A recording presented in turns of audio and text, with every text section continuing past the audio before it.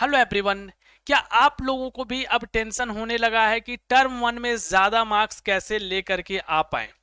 क्योंकि अब आपका टर्म वन आने में ज्यादा टाइम नहीं बचा है, 1 से 1.5 मंथ आप माइंड में रख लो, ठीक है। तो उतने टाइम के बाद आप लोगों का टर्म वन एग्जाम हो सकता है। और अगर टर्म वन एग्जाम आप लोगों का खराब जाता है तो डिमोटिवेशंस आता है अलग लेवल का, ठीक है। तो टर्म वन में अच्छा आप लोगों को करना पड़ेगा। टाइम तो सर बहुत पास कर चुके हैं, बहुत सारे स्टूडेंट ऐसे हैं जो बहुत अच्छा कर रहे हैं। तो अच्छा कर रहे तो और अच्छा कैसे करे, और बहुत सारे स्टूडेंट ऐसे हैं जो कि अच्छा नहीं कर रहे हैं, अभी तक सोए हुए हो, नींद में हो। तो अब जग जाओ, अब जग जाओ और टर्म वन में जा करके फोड़ना पड़ेगा आपको। अब सोया हुआ नहीं रहना है। कैसे करना है, क्या करना है, सारा हम आपको स्टेप वाइज स्टेप गाइड करते हैं। आप अगर अच्छे से पढ़े हो तो आपको आगे क्या करना है ताकि और अच्छा नंबर लेकर के आप आओ, ठीक है। और अगर नहीं किए हो तो आपको क्या करना है वो भी चीजें आपको बताएंगे। और अभी तक आप लोगों का कितना सिलेबस फिनिश हो जाना चाहिए था, क्या उतना आपका फिनिश है? अगर नहीं है तो आप उसको कैसे करोगे, सारा चीजें हम लोग एक एक करके बात करते हैं। सबसे पहले आप लोग ये समझ लो कि अब आप लोगों को हो जाना है एक्टिव। एक्टिव हो जाओ। अगर अभी तक आप सोए हुए थे तो सबसे पहले एक्टिव हो जाओ अपने पढ़ाई को लेकर, अपने स्टडी को लेकर। क्योंकि स्टूडेंट दो फेज में होता है, एक एक्टिव फेज में। जब एक्टिव फेज में आप होते हो तो सब चीजें बहुत अच्छे से कर रहे होते हो, लेकिन जब एक बार चीजें छूट जाता है तो छूटता ही रहता है, छूटता ही रहता है। तो आप ये जो डीएक्टिव फेज में हो, ये आप जो डीएक्टिव फेज में हो, इससे पहली नंबर तो आप एक्टिव फेज में आ जाओ। पहले स्माइल के साथ एक्टिव फेज में आप पहले इंटर कर लो।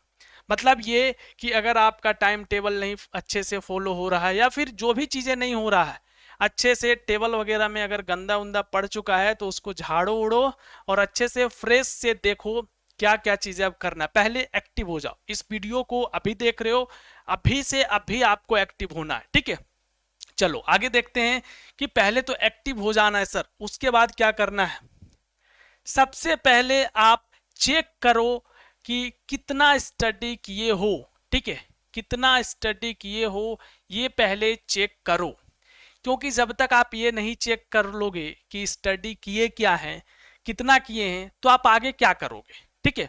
तो सबसे फर्स्ट प्रायोरिटी है कि आप चेक करो अपने आप को। मान लो जितना भी किए हो वो मैटर नहीं करता है।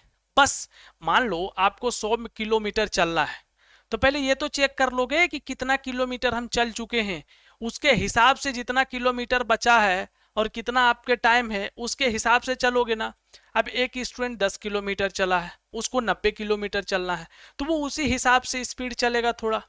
कोई स्टूडेंट है जो मान लो कि 50 किलोमीटर चल चुका है, तो वो थोड़ा, समझ रहे हो ना। तो पहले चेक करो कि किस सब्जेक्ट में कितना आपका चैप्टर कंप्लीट है, ये चेक करना आपको बहुत जरूरी है। कैसे, मान लो ऐसे लिखोगे कि मैथ्स मैथ्स में हमने 2 किए हैं। मान लो लिखे एसएसटी, तो एसएसटी में हम हिस्ट्री में 1 किए हैं। मान लो सिविक्स में हम कितना किए हैं, तो 1, हाँ 1 ही किए हैं। मान लो इकोनॉमिक्स में देख रहे हो, अच्छा इकोनॉमिक्स में 2 कर लिए हैं, 2 और 1 दोनों। इस टाइप से आपको क्या करना है, पहले चेक करो किसका कितना चीजें कंप्लीट है, वो चीजें पहले आप चेक करो, ठीक है। चेक करने के बाद क्या करना है सर, चेक करने के बाद अब देखो आगे नेक्स्ट स्टेप में क्या करना है। अगला आपको करना है स्टडी और रिवीजन। अब स्टडी रिवीजन दोनों चीज यहां पे लिखा हुआ है, तो दोनों मतलब क्या, देखो वो स्टूडेंट जिसका स्टडी कंप्लीट नहीं है उसको स्टडी करना है। अब पहले ये तो पता होना चाहिए कि स्टडी कंप्लीट मेरा कैसे नहीं है सर। देखो अभी तक आप लोगों का कितना कंप्लीट हो जाना चाहिए अभी तक, तो अभी तक आप लोगों का कंप्लीट हो जाना चाहिए था मैथ्स में। मैथ्स में कम से कम आप लोगों का 6 से 7 चैप्टर कंप्लीट होना चाहिए। अगर आप एक एक्टिव स्टूडेंट हो तो 6 से 7 इसलिए कंप्लीट होना चाहिए क्योंकि आप लोग एटलीस्ट नवंबर तक अपना सिलेबस कंप्लीट करोगे ना, तभी तो उधर 2-3 मंथ आपको अच्छे से रिवीजन का टाइम मिलेगा। तो मैथ्स में 6 से 7 अगर कंप्लीट है तो अच्छा है। अगर हम लोग साइंस में बात करें तो साइंस में आपका हर एक में एटलीस्ट दो दो हो जाना चाहिए था, मतलब फिजिक्स में दो, केमिस्ट्री में दो और बायो में दो। इसमें मतलब साइंस में टोटल कितना हो जाना चाहिए था, 6 हो जाना चाहिए था। एसएसटी में कितना हो जाना चाहिए, एसएसटी में आपको हर एक से दो दो होना चाहिए, तो ये भी कितना हो गया, 8 चैप्टर। मतलब अगर कुछ कम है तो चलेगा, मतलब ये आपका, ये अभी मान लो कौन सा मंथ चल रहा है, जुलाई, ठीक है।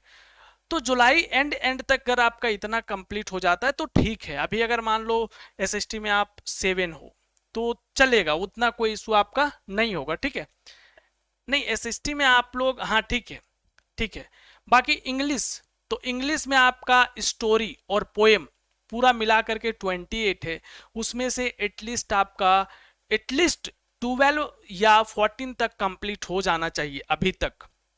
और बाकी अनदर आप देख लो, ठीक है। किसी का कंप्यूटर है, किसी का अनदर लैंग्वेज है, उसको भी आपको देखना है। अब जिसका इतना कंप्लीट नहीं है वो क्या करेगा, वो बच्चा बैठ करके स्टडी करेगा। और जिसका कंप्लीट हो चुका है वो क्या करोगे, तो वो आप लोग क्या करोगे, आप लोग को रिवीजन करना है। समझ में आया। तो स्टडी किसको करना है, जिसका कंप्लीट नहीं है तो जल्दी जल्दी से करो स्टडी, ठीक है। सिंपल, आज से एक्टिव हो जाओ और आज से स्टडी करना स्टार्ट कर दो। और जो कर लिए हो वेरी गुड, आप लोग अब क्या कर सकते हो, प्रैक्टिस करो, क्वेश्चन आंसर रिवीजन करना स्टार्ट कर दो, ये सब चीजें करना स्टार्ट कर दो, ठीक है। अभी से इसी वक्त से स्टार्ट करो ये सब चीजें, ठीक है। चलो आगे अगर हम लोग देखें तो राइटिंग प्रैक्टिस, वही बोल रहे हैं कि अब एग्जाम अगर आने वाला है तो एग्जाम में आप लिखोगे चीजें, और लिखोगे तो जब तक आप प्रैक्टिस करके नहीं लिखोगे तो अच्छा लिख पाओगे क्या, नहीं। आप जितना भी अच्छा लिखते हो क्वेश्चन आंसर, जितना भी अच्छा आप आंसर लिखते हो, अगर आप प्रैक्टिस कर लोगे तो वो और अच्छा लिख पाओगे। आप जितना अच्छा लिख पाते हो उससे और अच्छा, तो इम्प्रूवमेंट आपका होगा, आप जहां पे भी हो उससे ज्यादा आपका इम्प्रूव होगा। तो आपको क्या करना है, चीजें आपको उस पे मतलब प्रैक्टिस करना है, ठीक है। आंसर प्रैक्टिस करना है क्वेश्चंस का। अगर अगला हम लोग पॉइंट देखें तो आगे कुछ नहीं है आप लोगों के लिए, ठीक है। तो मेरा सीधा कहना है क्या, कि आप लोग क्या करोगे, आज से एक्टिव हो करके स्टडी करना स्टार्ट करोगे। आज से, अभी से सोचना मत ज्यादा, भूल जाओगे, फिर भूल जाओ कि हमको स्टडी भी करना है। और बहुत मतलब समझ लो कि आप लोगों का एग्जाम आने में अब ज्यादा टाइम नहीं बचा है, ठीक है। और टर्म वन अगर अच्छा होता है ना तो कॉन्फिडेंस जो मिलता है ना वो अलग लेवल होता है।